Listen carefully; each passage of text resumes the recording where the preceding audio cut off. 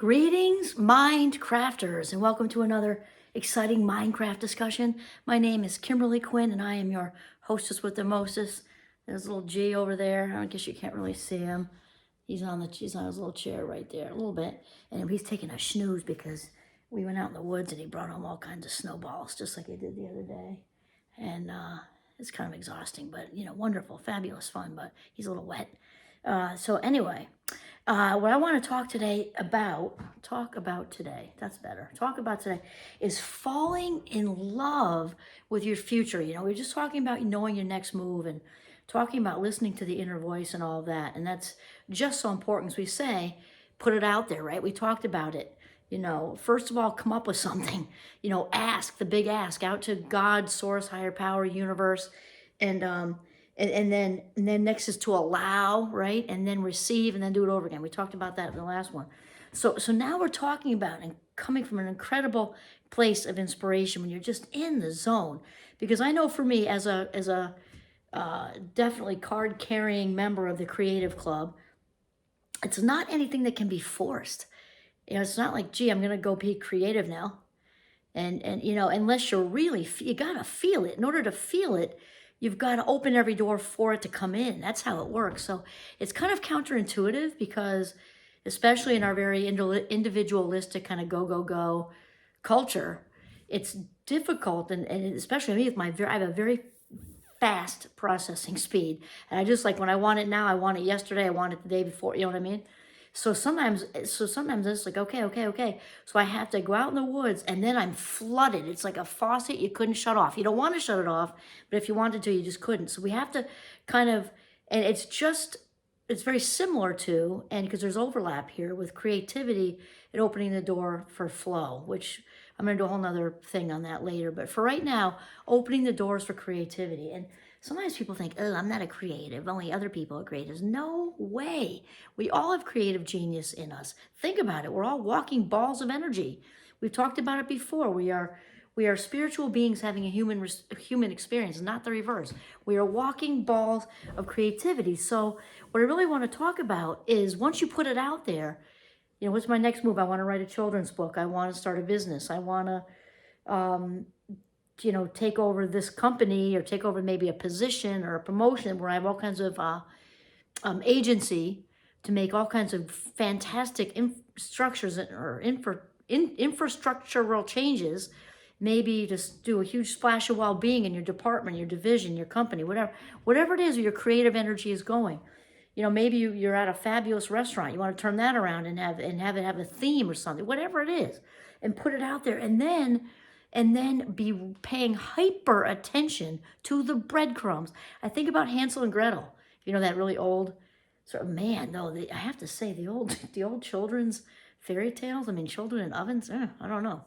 But back then a little more harsh, I guess. But anyway, steering away from that, back to the breadcrumbs thing and paying attention to the little breadcrumbs. And that makes me think of, I think it was Abraham Hicks who was talking about, when a farmer plants the seeds, when the farmer plants the seeds, she doesn't plant them like, let's say 2 weeks, she plants corn and then 2 weeks ago, she doesn't go back and lift up the dirt along the rows and say, gee, is sprouting yet?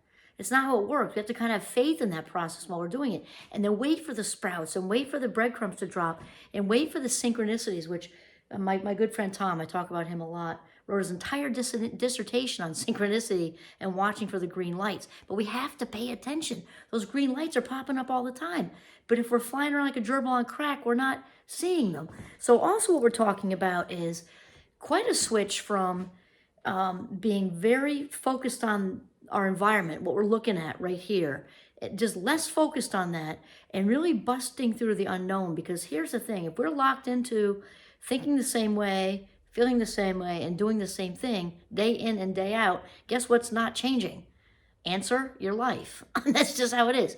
So when it can be hard to kind of brave that unpioneered territory, however is just a fancy way to say but, isn't it? Yes, it is. It's really important to just get quiet. Now, you don't have to get, the mind has to be still. You don't have to be still. I get some of my best thinking done on the chairlift, unless I have really chatties with me, and I like to chat with people. But if I'm fortunate enough to be by myself, or skiing through the woods, or walking through the woods, or snowshoeing through the woods, I do my best work, and the creativity comes to me when I'm moving. but my mind is still. The body's moving, mind still. That works for me. Other people need to sit and like do like this, and that's fine as long as you shut out the stimulation. Just shut out the stimulation, which is why motion for me works, but that's because I'm in the Fast Mind Club. Because like when I'm skiing through the trees, you're kind of forced to be in the moment because you'll hit them, right? So creativity just comes right at me. Or sit and get still for 15 minutes. Find a quiet space in your house or apartment or whatever, because we want a shift of energy we want to shift into energy versus hours. A lot of us are locked into, because we've been conditioned to think that we've got to be productive, especially in our individualistic society. I love my country very, very much. It's just true. Work-wise, we've been gerbils on crack for a long time. And I think the coronavirus helped us slow that down. And I have a tenacious work ethic, so I'm not a fan of lazy daisies either. It takes a lot of anything in life worth it takes effort. We're not saying that. What we're saying though is to shift, because it is actually more productive to do a shift of energy and focus than it is to just, again, what it comes down to is quality over quantity, right? Just filling up hours and then we feel productive. It's kind of like I tell my students when we go over different ways to study well, and I'm talking about memory because I'm like, of course, with my cognitive psychology background, because we talk about this illusion of getting somewhere studying when there's rereading the same page over and over. That's like not worth anything, really, not worth 0.00001 unless we challenge the brain. So you're better off, doing a cross quiz situation with a few friends for 1 hour than staring at a book for 8 hours. I mean, it's just how it is. So we're talking about energy over just mindless hours of production. That isn't worth anything. So we also don't want to complicate things. This is where that essentialism comes in. And what's the author? Greg McKeown. So my new mastermind friends turned me on to his book Essentialism, and then his other book is Effortless. And so we're sticking with essentialism. We don't want to complicate it. Wherever your next move is, falling in love with your future, you need to know your next move, and you need to simplify it. Keep it simple. That's also a one-liner from the 12-step program, which I like those. But essentialism, Greg McKeown talked about that back in the 1400s. The word priority was singular. There was no plural of it. Why? Because priority means just that. There's only one thing that's important to you. Will Smith says the same thing in a different way. By the way, that priority thing didn't change like the early 1900s when people started saying priorities and Pri 1, Pri 2, Pri 3. Really, there's one essential thing, one priority. You want to trim the fat, get rid of my former good friend, and not former good friend, still good friend, former dean, still good friend, former dean, used to say, get rid of the noise. It was a different context, but it's very much the same. Get rid of the noise, get rid of the static, hone in on that one thing. If it's the book you want to write, focus on the book, nothing else. If it's that business you want to start, focus on the business, nothing else. If it's the speaking engagements you want, focus on the speaking engagements, nothing else. Whatever it is, bang. And Will Smith said that too. You have a plan A, you don't want a plan B. Entrepreneurial-wise speaking, that did not make any kind of sense. We're not talking about certain contexts, like if you're just getting out of college and you have just enough rent and you're going for this house, but you're going for that, you got to have a plan B, you're not going to have any place to live, right? So we're not talking about that kind of context. We're talking about in a creative sense, in your next move sense, where you want to be with your life sense. We're talking about that Will Smith would say, put it all into plan A, because plan B takes away energy from plan A. Exactly. So don't complicate it. Stick with that important thing. Choose that one place to place your energy whatever we attenuate to, right? The sexy 14-karat word for pay attention is where our energy is going to go. It's what's going to be successful. We know that for a fact. Anything else in that noise is just going to distract you. So now I made notes and I just have to find them. Okay, so in that mix, we talked about also getting rid of the junk. When that self-doubt starts to creep up, maybe because you're telling people too much, don't do that. If your next move does not need to be everybody's business. You know, that one safe person, maybe, but that's it. Oh, should you do this? You're already 58. Who cares? I don't give a fat rat's ass what anybody thinks anyway. But neither do you want to. So you want to get rid of the junk. Any kind of self-doubt. Remember, those thoughts are like just bubbles. They're not real unless you allow them to hang around and you give meaning to them. So just like Jon Kabat-Zinn says, Pop them. Pop, pop, pop, pop, pop. They're not real. And people forget that thoughts are not based in any kind of fact unless we sort of assign meaning to them. So just pop away. Pop away. You allow what you want to stay and kick the rest right out, kick the rest to the curb. And we also want to visualize. We want to really visualize. So you know, some people might be saying, oh, but she's saying be in the moment. I am saying be in the moment. Be in the moment with deliberate intention, and breathe and quiet your mind. 15 minutes of skiing, 15 minutes of snowshoeing. I go for way longer than that because I'm out in the woods, but 15 minutes inside is less for me because I'm just sitting. It's definitely less. Just still the mind and make sure you're kind of calming it down so you can feel, actually feel in this moment, right now, in this moment, what that emotion, that future emotion feels like, but in the now. It sounds contradictory, but it really isn't, because by doing this, we are unhinging the mind's attachment to the past. This is huge. The past is over. It's water under the bridge. Any bad stuff that happened, for sure, any self-doubt stuff that's creeping up, it's all over. It's old news. We've used that newspaper to start the fire in the wood stove. It's all done.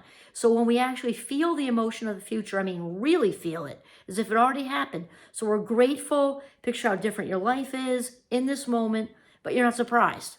You're grateful, not surprised, and just feel, because the brain doesn't know the difference between what we're rehearsing in here and what's happening on the outside. Picture the children's book cover. Picture what it looks like. Picture your new office with a promotion. Picture your new love. And this is the other thing, when we're latched into the past and that whole cause and effect thing, we want to break free of that. Not cause and effect, causing an effect. Okay, there's a difference. Cause and effect says, you know, that I have to have this happen to have a new relationship. I have to have this happen to have a promotion. I have to have this happen to write that book. I have to have this happen to start that business. I have to this happen to get the speaking engagement, whatever. No new wonderful, amazing partner is going to walk in the door until you are exuding love out of every orifice of your body. You've got to be that love, have all that love to give in order to even attract that. So same thing with the promotion or the whatever. You got to figure out all kinds of stuff you're grateful about now, even though you're focused on your next move. I'm grateful for my freedom. I'm grateful for the good schedule I have. I'm grateful for the 2 people that I do like out of the group. I'm grateful for this. I'm grateful for that. I'm grateful for the travel opportunities. I'm grateful for the whatever opportunities. And just, you've got to feel it. You got to be in that for it to happen.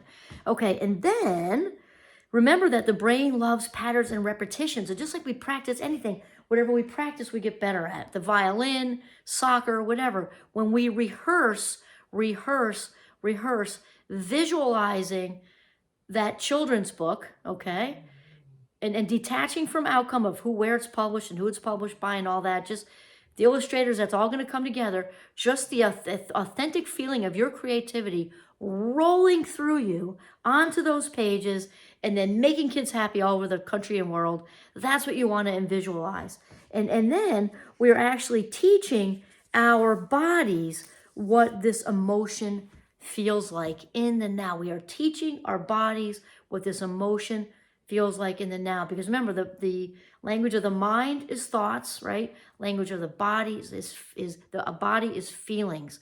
And we also talked about thoughts, when they grow up, turn into beliefs, right? So we've got to actually take those thoughts and just feel them all the way through with everything we have in us, with a quiet, still mind, and then rehearse this every day. If you only take 5 minutes, this is how we can begin to fall in love with our future.